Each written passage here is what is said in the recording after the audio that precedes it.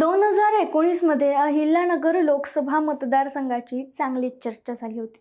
आणि कारण काय होतं तर भाजपसोबत जाऊन बंडखोरी केलेल्या सुजय विखे पाटलांनी 2 लाखांपेक्षा जास्त मतं मिळवत खासदारकी पटकावली होती.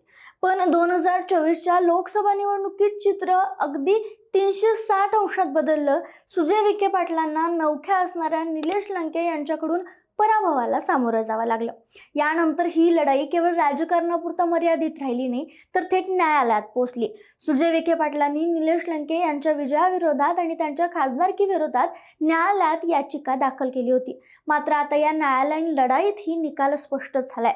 निलेश लंके यांनी ही लढाई जिंकली असून सुजय विखे पाटलांचा इथंही पराभव झाल्याचं पाहायला मिळतंय. नेमकं काय घडलं? कोणती याचिका सुजय विखे पाटलांनी दाखल केली होती? न्यायालयानं नेमका काय निकाल दिला? चला या व्हिडिओच्या माध्यमातून सविस्तरपणे जाणून घेऊयात.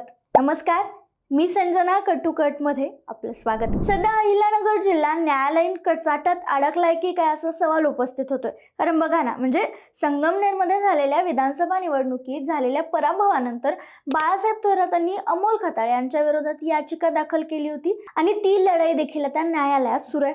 याच वेळी दुसरीकडे सुजय विखे पाटील यांनी निलेश लंके यांच्या विरोधात देखील न्यायालयीन लढाई सुरू केली आहे.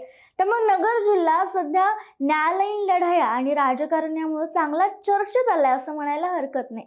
आता नेमकी ही याचिका का दाखल केली, कशासाठी करण्यात आली, हे जाणून घेण्यासाठी 2024च्या लोकसभा निवडणुकीत नेमकं काय घडलं हे समजून घ्यावं लागेल. 2024च्या लोकसभा निवडणुकीकडे पाहिलं तर शरद पवार यांचा स्ट्राईक रेट महाराष्ट्रात जास्त दिसून आला. महाविकास आघाडीमध्ये वर्चस्व ठळकपणे त्यांचं जाणवलं. कारण 10 पैकी 10 जागा लढवत 9 जागांवर त्यांनी खासदार निवडून आले आणि या विजयी खासदारांमध्ये एक महत्त्वाचं नाव होतं, ते म्हणजे खासदार निलेश लंके. निलेश लंके यांनी सहकार क्षेत्रात वर्चस्व असणाऱ्या मंत्री राहिलेल्या राधाकृष्ण विखे पाटील अर्थात ज्या मतदारसंघातून अहिल्यानगर लोकसभा मतदारसंघातून सुजय विखे यांचा पराभव त्यांनी केला, तो कुठेतरी त्यांचं वर्चस्व असणारा भाग म्हणून ओळखला जातो. अशा ठिकाणी सुजय विखे पाटलांचा पराभव निलेश लंकेंनी केला होता आणि त्यामुळेच ही निवडणूक राज्यभरात चर्चेत आली. 2024च्या लोकसभा निवडणुकीत अहिल्यानगरमध्ये राष्ट्रवादीकडून निलेश लंके विरुद्ध भाजपचे सुजय विखे पाटील अशी लढत झाली आणि निलेश लंकेंनी 6,24,797 मतं मिळवली, तर सुजय विखे पाटलांनी 5,95,868 मतं मिळवली.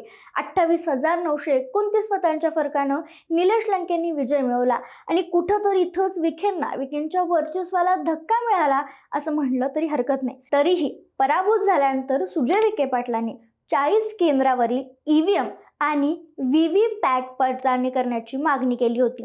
त्यासाठी त्यांनी एका मतदान केंद्रासाठी 47,200 रुपये याप्रमाणे 18,88,000 रुपयांचं शुल्क देखील भरण्याची तयारी दाखवली होती. यात अहिल्यानगर लोकसभा मतदारसंघातील श्रीगोंद्याचे 10, पारनेरचे 10, नगरचे 5, शेगाव पाथर्डीचे 5, कर्जत जामखेडचे 5, राहुरी येथील 5 अशा 40 केंद्रावरील मतदान ईव्हीएम आणि व्हीव्हीपॅटची पडताळणी करण्याची मागणी केली होती. शिवाय यानंतर त्यांनी फेरमोजणीसाठी अर्जही दाखल केला होता, पण नंतर त्यांनी माघारी घेतला आणि थेट त्यांनी एक याचिका दाखल केली.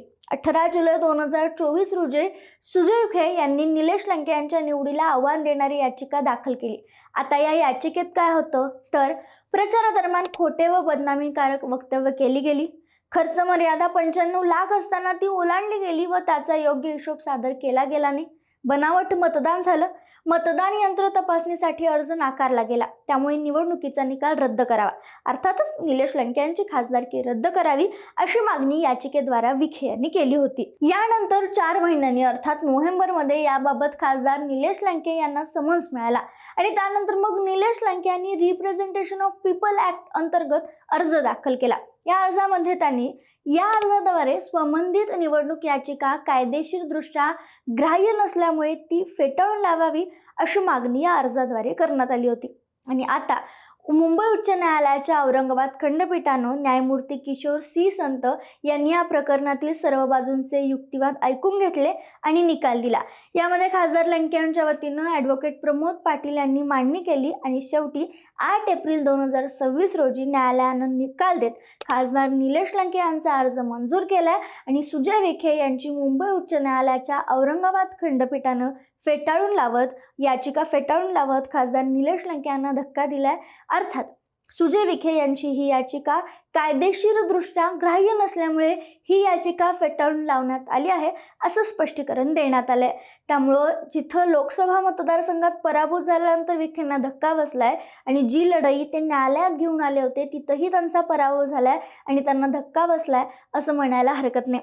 या सगळ्या घटनेवर प्रतिक्रिया देताना खासदार निलेश लंके म्हणालेत, हा विजय माझा नाहीये, सत्याचा, न्यायाचा आणि जनतेच्या अटळ विश्वासाचा विजय आहे. लोकसभेच्या निकालानंतर काहींनी जनतेच्या कौलाचा अपमान करत न्यायालयात धाव घेतली, खोटे आरोप, दबावाने निकाल बदलण्याचे प्रयत्न केले, मात्र सत्य कधीच हरत नाही हे आज पुन्हा सिद्ध झाले, असं निलेश लंके म्हणाले. मात्र या प्रकरणावर अजून तरी हा व्हिडिओ बनवेपर्यंत सुजय विखे यांची प्रतिक्रिया आलेली नाही आहे. पण हे सगळं प्रकरण झाल्यानंतर 1991ची पुनरावृत्ती होणार की काय अशी चर्चा सुरू झाली होती. बरं, काय झालं होतं मग 1991 मध्ये? इथंच शरद पवार विरुद्ध विखे पाटील घराण्याचा वाद किंवा शत्रुत्व निर्माण झालं होतं. कारण 1991 मध्ये बाळासाहेब विखे पाटील यांनी काँग्रेसला तिकीट नाकारलं होतं आणि यशवंतराव गडाख यांना उमेदवारी देण्यात आली होती. गडाख यांनी बाळासाहेब विखे पाटलांचा पराभव करत विजय मिळवला होता. मात्र त्यानंतर विखे यांनी गडाख यांच्या विरोधात हायकोर्टात धाव घेतली. तो खटला त्यांनी जिंकला, त्यामुळे गडाख यांची निवड रद्द करण्यात आली. त्यानंतर त्यांच्यावर 6 वर्षाची बंदी घालण्यात आली. पुढे सुप्रीम कोर्टमध्येही गडाख यांनी दाद मागितली, पण तिथंही त्यांना दिलासा मिळाला नाही आणि त्यांची निवड अवैध ठरवण्यात आली. आणि तेव्हापासूनच राजकारणात विखे विरुद्ध शरद पवार असा संघर्ष सुरू झाला असं म्हटलं जातं. त्यामुळे 2024च्या लोकसभा निवडणुकीनंतर सुजय विखे पाटलांनी निलेश लंके यांच्या विजयाविरोधात याचिका दाखल केल्यानंतर पुन्हा तसंच काही होणार का, की ही जुनी लढाई आणखी तीव्र होणार अशा चर्चा रंगल्या होत्या. मात्र आता चित्र उलटं दिसते. लोकसभेतील पराभवानंतर न्यायालयीन लढाईतही सुजय विखे पाटलांना धक्का बसल्याचं पाहायला मिळतंय. या आरोपांवर, या निकालावर तुमचं मत काय, आम्हाला कमेंटमध्ये कळवायला विसरू नका.